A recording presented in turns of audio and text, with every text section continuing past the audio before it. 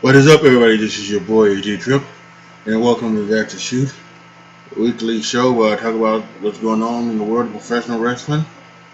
And WrestleMania week has not let us down. A terrific 2 nights of WrestleMania, a pretty good Raw, despite what everybody would think of, would tell you. And we'll probably get into more than that next week. But the big thing this week, and you see the title on the screen,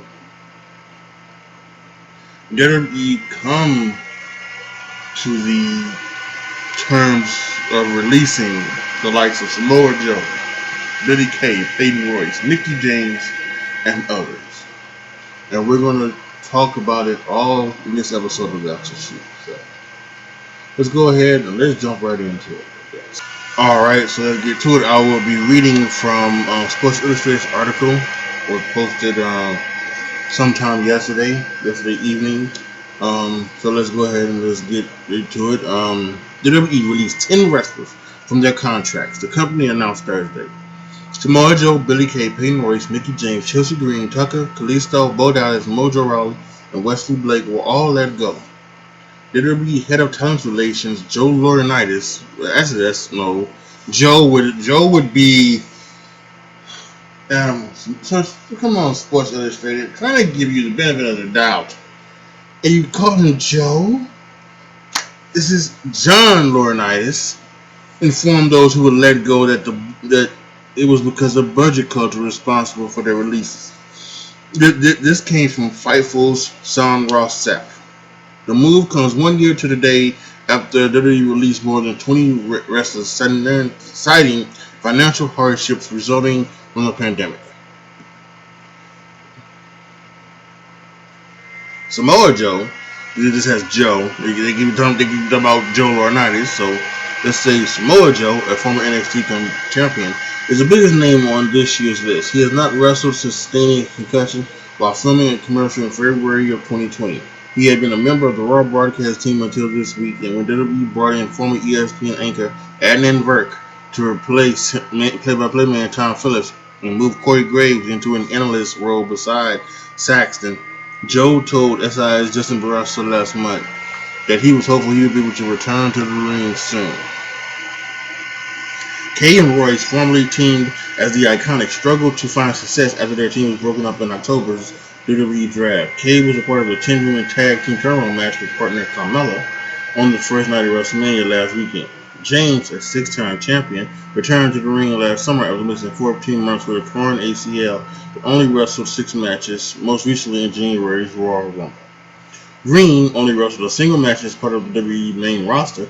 Following a call-up from NXT, she broke her wrist in her debut match on SmackDown on November 11th. She is engaged to fellow wrestler Matthew Cardona, better known as Zack Ryder, who was a part of the large group of performers released by WWE last year.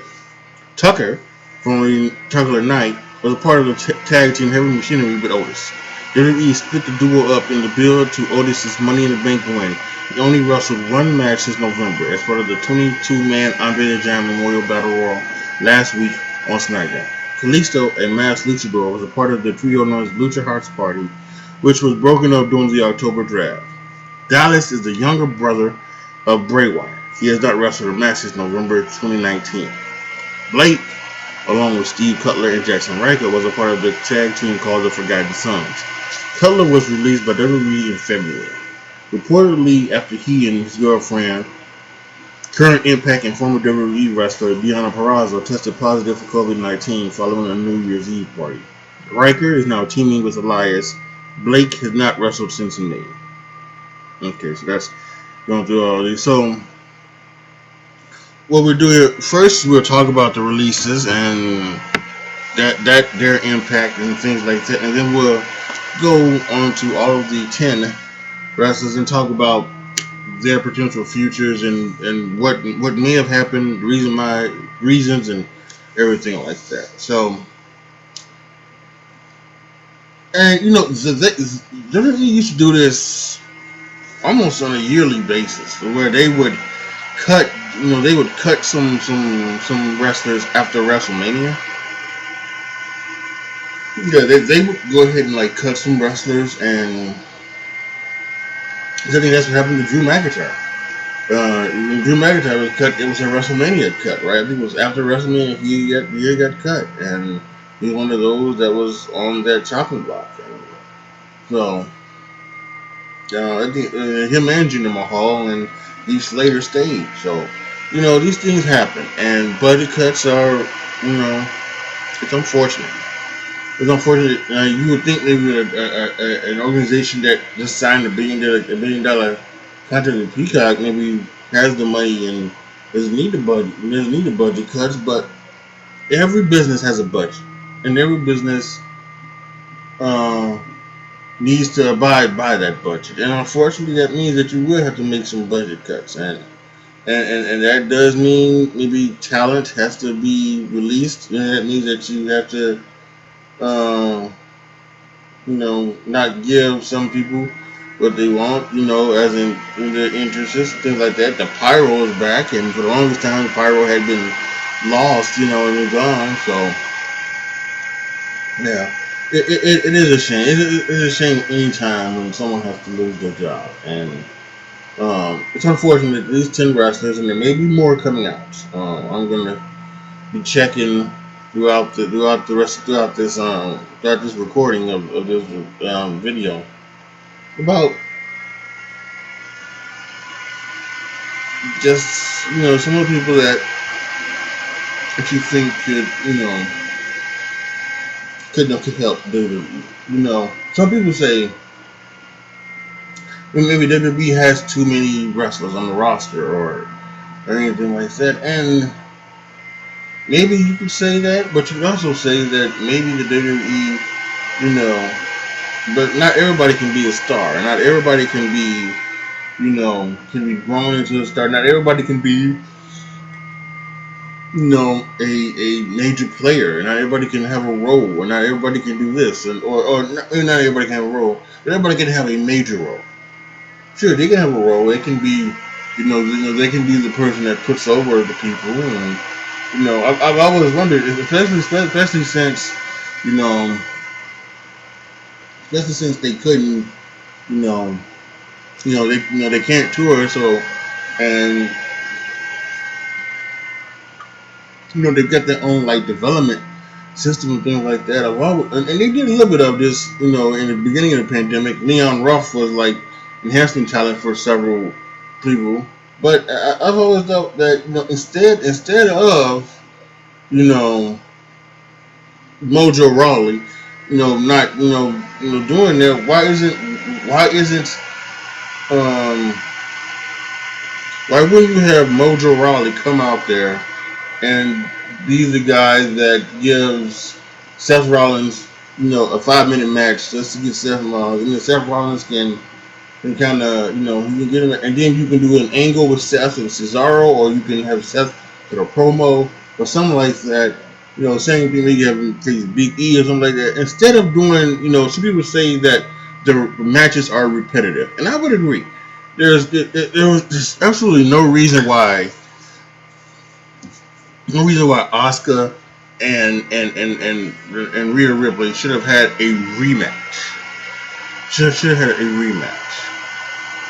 Come this Monday night. What could have happened was you could have had Asuka versus Peyton Royce, and in that match Charlotte Flair attacked Asuka, and you could have had Mickie James versus um, um, what's her face, and you could have had once again Charlotte Flair attack Rhea Ripley after the match for Mickie James. So there are ways to use these people instead of just letting them go and not letting them hang and letting them hanging around. Tucker, but why is Tucker? First time we saw Tucker was on the SmackDown, WrestleMania SmackDown, and it was he was in the Andre Giant Memorial Battle Royal. Why couldn't Tucker be they keep saying main event Jey Uso, and yeah, Jey Uso's in the main event, but he's also lost. After winning like the first two or three, he's lost on almost every other main event except for the Battle Royal. So why couldn't Tucker? I don't know. Tucker would be on Raw, but Kalisto. Kalisto's on SmackDown. Why couldn't Kalisto have done the job for Jey Uso or something like that? So it's a whole lot of things. It's just a whole lot of things, and so. But I don't blame WWE. And, I see a lot of WWE blaming, and once again we'll talk a lot about that next week. But I see a lot of WWE blaming and hating and things like that, and it really is it's so unwarranted because they're a business and they have to run a business, and that's what you gotta know. It's the same thing with NFL and NBA. When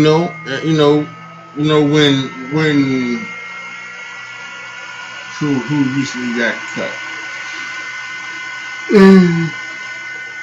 So, for instance, when the Houston Texans cut J.J. Watt, so J.J. Watt could go and sign somewhere else, you can kind of say that was like WWE letting Andrade go. So Andrade could go and find his place, right? Or the same thing with FTR last year. And it was mutually agreed upon, things like that, they let him go.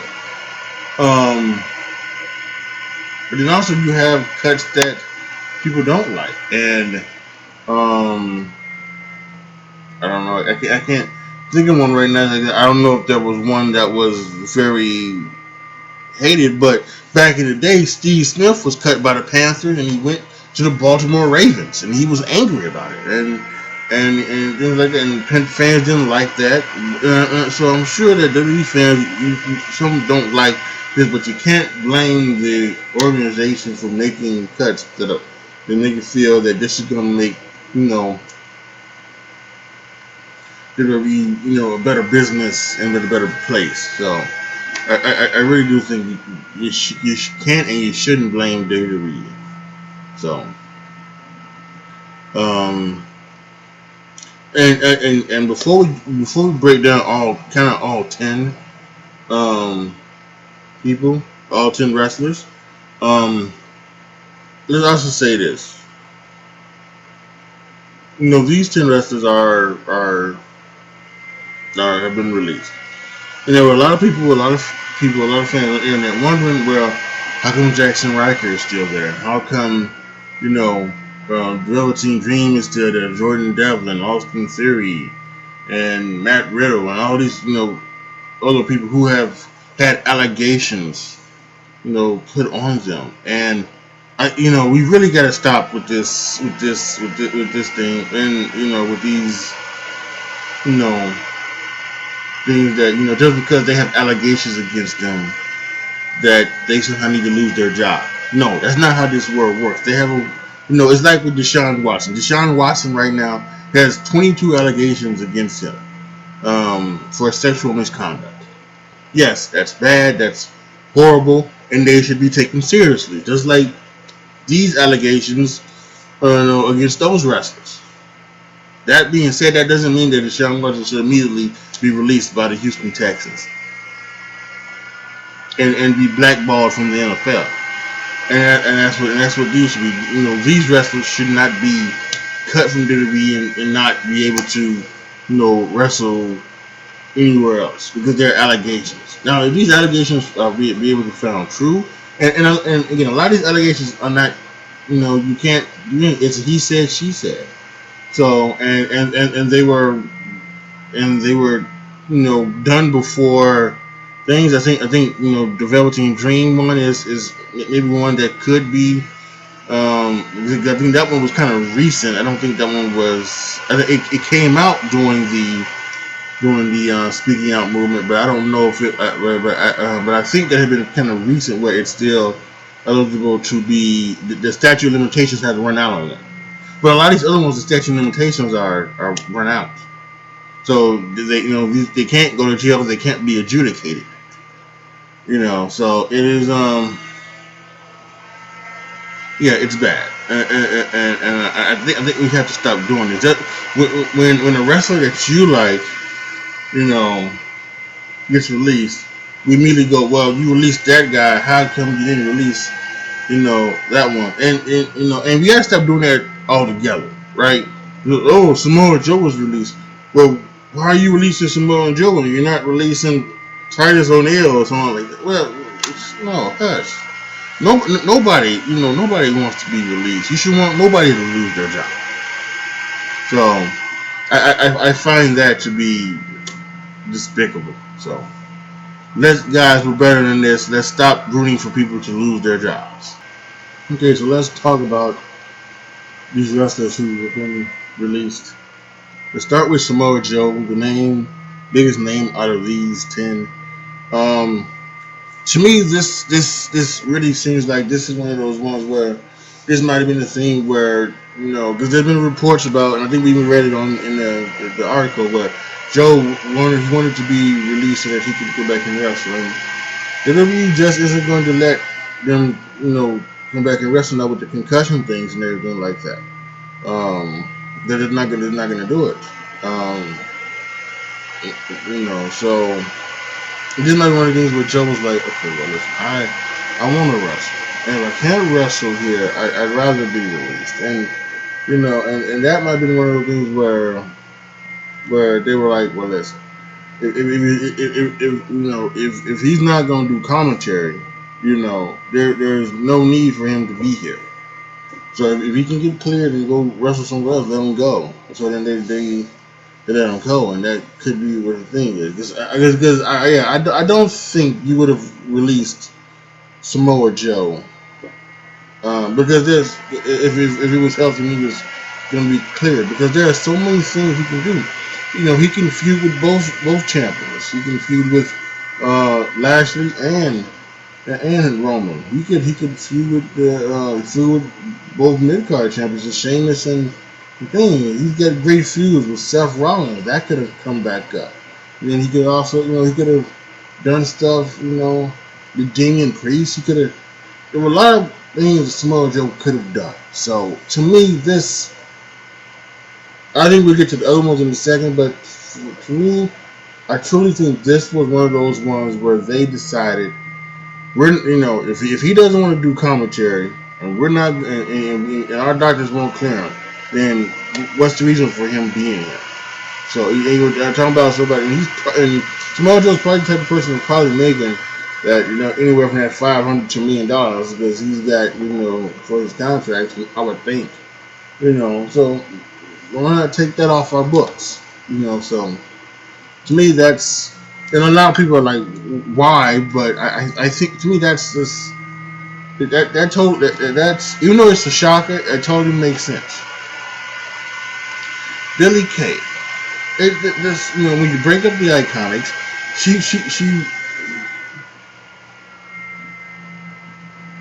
was more of an entertainer than a wrestler, more of an entertainer than a wrestler. And when you break up the Iconics, you know, you don't.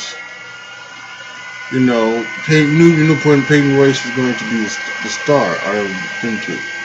So, and she was there. She was there for comic relief and everything like that. But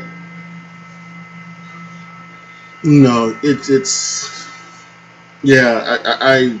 That makes so much sense. That makes so much sense. Um, Peyton Royce makes sense too in a way that if the stuff that they talk about on Raw Talk isn't scripted, if that stuff isn't scripted, and they're just told to go out there and talk, she could have. She, you know, I can understand why she was released because she got on Raw Talk and she cut that promo and it was everybody. Everybody loved it and everybody talked about it, but it also turned off a lot of people, and I could see where it could have turned off a lot of people backstage. You see, she said it. She had a match next week, and then she was off this week. It wasn't on Mania, nothing like that. So I mean, yeah. I mean, sometimes it's just best just to kind of, you know, just keep your mouth closed, you know, and things like that, and just you know, just do your work, you know. Better to be seen rather than heard. So, and that could have been her thing, but who knows? No, she put out a nice statement on Twitter as well as Billie Kay. So, um, yeah, I think this one is, not a surprise. Mickie James is kind of a surprise. Um, just because you would think that you'd like Mickie James almost like Kurt Angle. You would think you would like to have her finish her career in WWE and then have her transition right into NXT coach. NXT coach or Raw or Monday Night Raw or Friday Night SmackDown women's producer of the women's match. You think that would be perfect for her. That would have been perfect for her. But if creative has if they're not willing to use you, again, it's one of those things where this could not be maybe they didn't see her in that role, or maybe she didn't want that role. So she was unfortunately one of the roles, one of the ones to go. She, again, she put up a statement on Twitter that she enjoyed her run, enjoyed her ride, and she talked about quote unquote giving her the gift of the keys of the golden handcuffs. So I think she obviously has felt that she was not, um, she was not used, maybe properly or right, and she's come back to WWE, and in a certain sense, I would agree. I, I think her being the bully best friend to Alexa Bliss for the longest time was interesting. So I really think they could have had her, and the nice one on this Chelsea Green, it looked like that's what they were doing on Twitter. It looks like Mickie James and Chelsea Green on Twitter, they were almost like starting this like tag team, and they were going to be one of the tag teams because I think that's something that is right. We probably need a few more women's tag teams. Especially when you gotta, I think at some point you gotta take these titles off of Nia and Shayna. Um, it's it's an act that is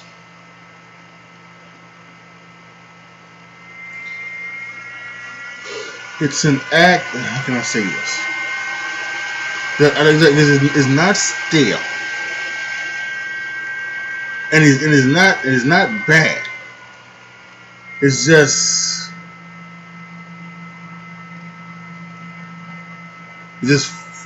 finished, maybe, and that's just the word. It's just they've done what they could have done with Nia Jax and Shayna Baszler. They've done all they could have done. It's run its course. That's the best way to go. It's run its course with these, and the best way would be to to put the titles on Tamina and Natalia, and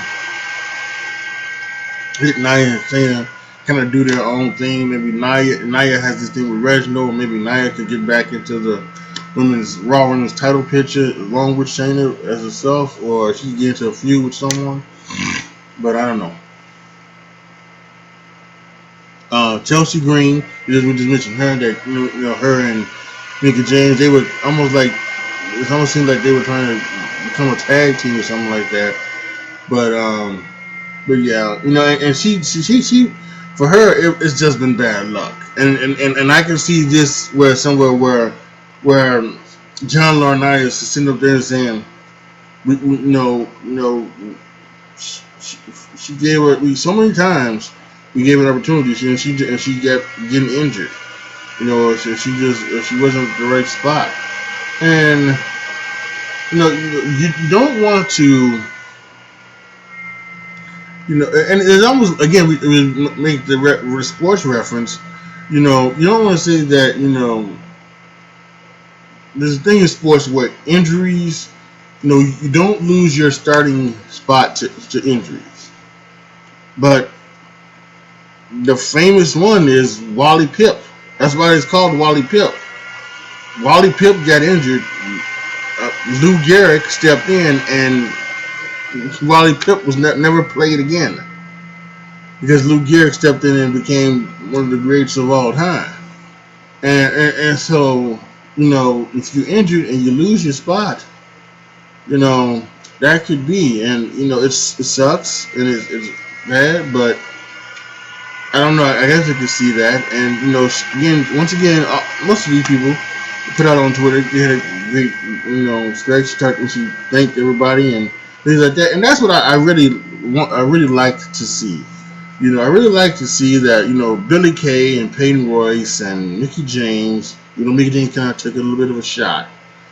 Chelsea Green, um, Wesley Blake, they all, put out on Twitter that they were, you know, that they were thankful for their time in WWE, and I think, and I think that's the way it should be. I think last year was different. I think last year was different. When all of the cuts happened last year, I think a lot of people were angry because I think it was two things. I think one, it was in a pandemic. And when people wonder why are you cutting people in a pandemic, but they needed to make those cuts so that they could make a profit. They had to do it again because they run a business. And I think two, that some of the people who were cut were, you would think they were WWE lifers. Guys like Zack Ryder, like Kirk Hawkins, like Heath Slater. These were guys that should have been WWE guys for the longest time. These are guys that you would expect 15 years now to be in those suits and breaking up backstage backstage fights and like that. They are WWE lifers. So I think people were upset about that as well. But and then that's what they were saying. They had a little bit more of a grudge, things like held a grudge for towards WWE and everything like that. But I think some of these people, like I said, Billie Kay, Peyton Royce, Mickie James, Chelsea Green. It looks as of right now that they are, you know, they don't have any bitterness at this point. It sucks, but it's a business, and they know it. Tucker, on the other hand, I think is bitter, and I think Tucker is bitter, and Tucker might be bitter, rightfully so. If out of all these ones, he might be the one that might have a true bitterness because there was really no need to break up heavy machinery. There was no need to break up heavy machinery. There was no need for him to turn heel on Otis. There was no need for him to then go off like that, especially with the dearth of tag teams. Now they've kind of rebuilt the tag team division back up on both shows when it comes to Miz, but it was at one point where it was just the Street Profits. The Street Profits were the only tag team. Street Profits were the only tag team on SmackDown. The New Day were the only tag teams on Raw. Okay, so yeah, and then he was and then he hadn't been seen since once they broke up. He hadn't been seen since, so he's probably got a little bit of stuff with that. But he said he put out several tweets. One tweet was one tweet was where it was freedom, baby, and then the other one he says when life gives you lemons, and like he was on the golf course like on his after swing and things like that. And then he puts another tweet. I can't wait to tell my story, or do I have a story to tell, or something like that. So I think he might be the bitter one, at least right now, out of all of the other ones. Kalisto hasn't made a statement. He could be bitter, I would like to think not, because I think because even though he had a lot of things.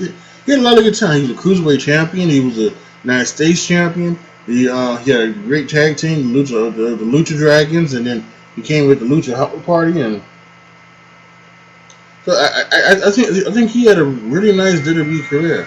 It's just that at this point there was no need for there was no need for Kalisto if he wasn't going to be a part of the Lucha House Party. Then there was almost no need for, and he wasn't going to. Maybe what they should have done is put Kalisto back on 205 Live, back in the cruiserweight division. Maybe that's what they should have done. You know, but they didn't. They decided to release him. So again, just you don't know.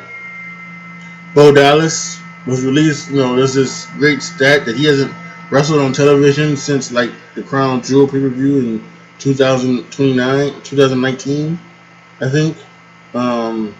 It isn't been that. That's interesting. Some people thought that Bo Dallas was the Fiend.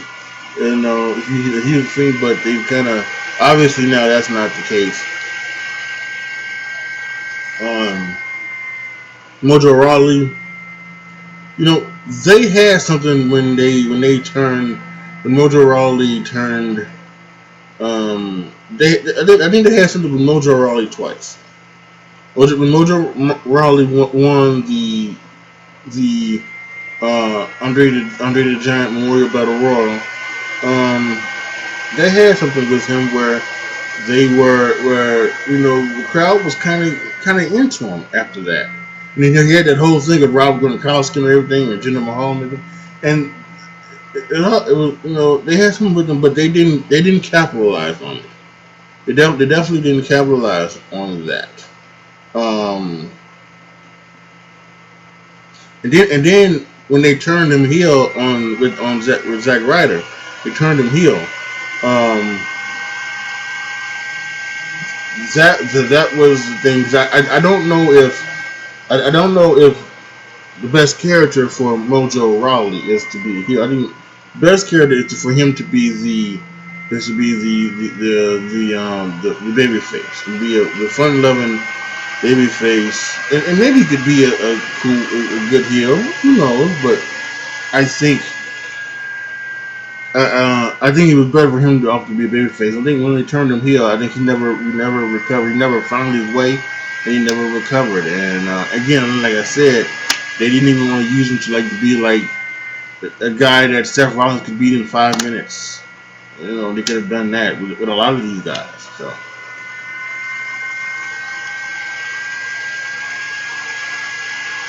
Um,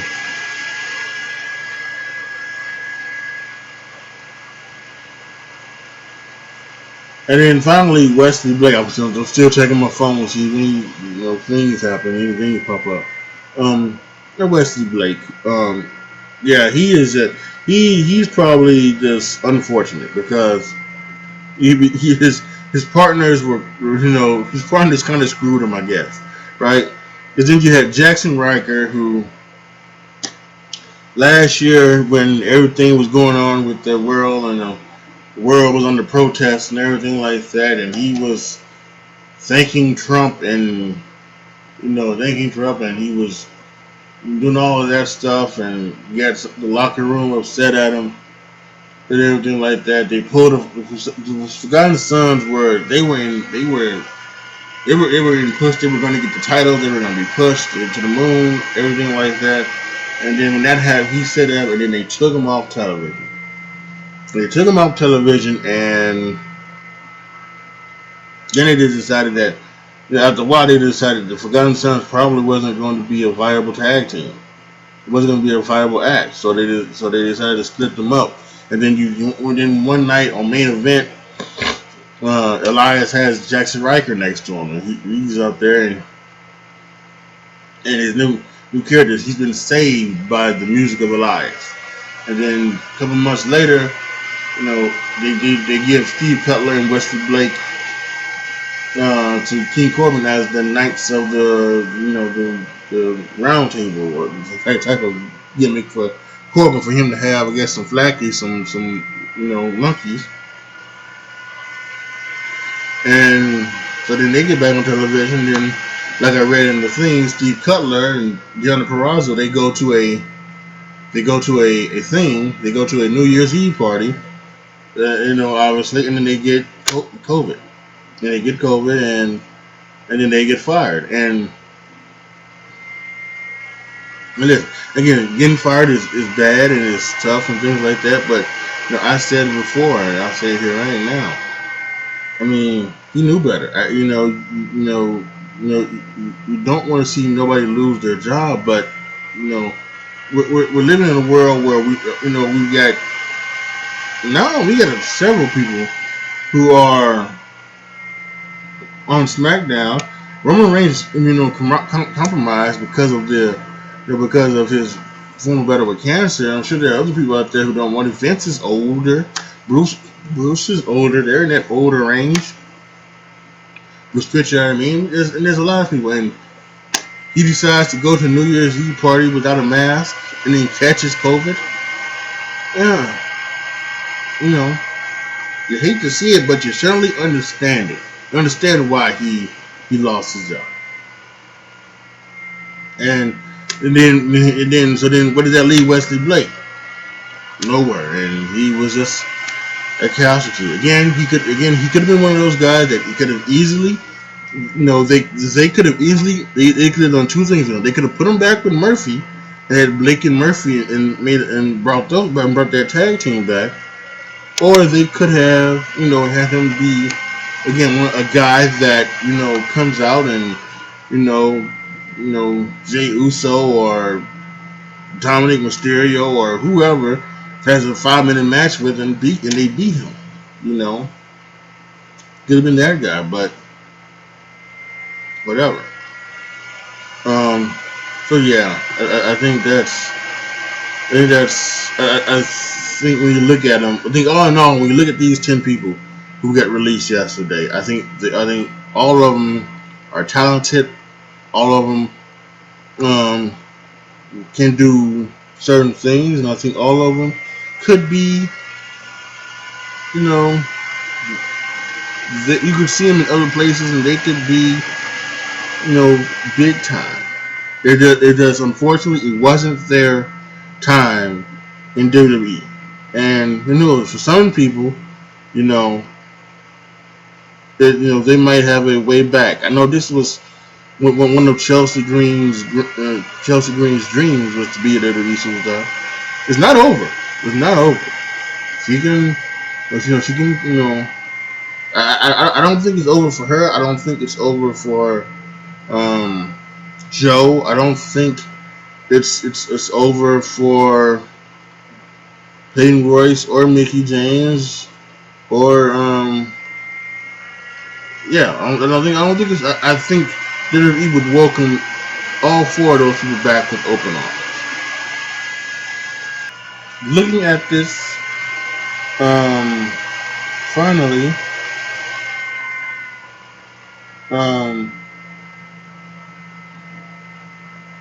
there are no other. There are any other things and so like that. So as of this recording, as of this recording, as we getting ready to end this program, these are still the 10 wrestlers who have been released, and we definitely want some send some good thoughts to those. I know it's probably going to be the rest of the weekend is going to be tough, things like that. Going to be tough to probably watch tonight, and because there's a possibility that we get more over the weekend. We get more because things will happen tonight. They may come back and release some more tomorrow or even Sunday. So I think those that were saddened by these releases and things like that, I hope you can maybe get over it and understand that this this is a business, and these things happen, and it's an unfortunate side because everybody gets almost everybody gets fired. So it's unfortunate. And gets let go. Um, but again, I think all of these 10 people are going to hop on their feet, get back out there, and they're gonna be doing something. And can't wait to see how that goes for them. So, with that being said, post your comments down below. Tell me what you guys think. Let me know what you guys are down in the comment section. How you guys feel about these 10 WWE superstars who have been released. Like the video, share the video, subscribe to the channel. And as always, thank you guys so much for watching. This is your boy, AJTRIP, signing off.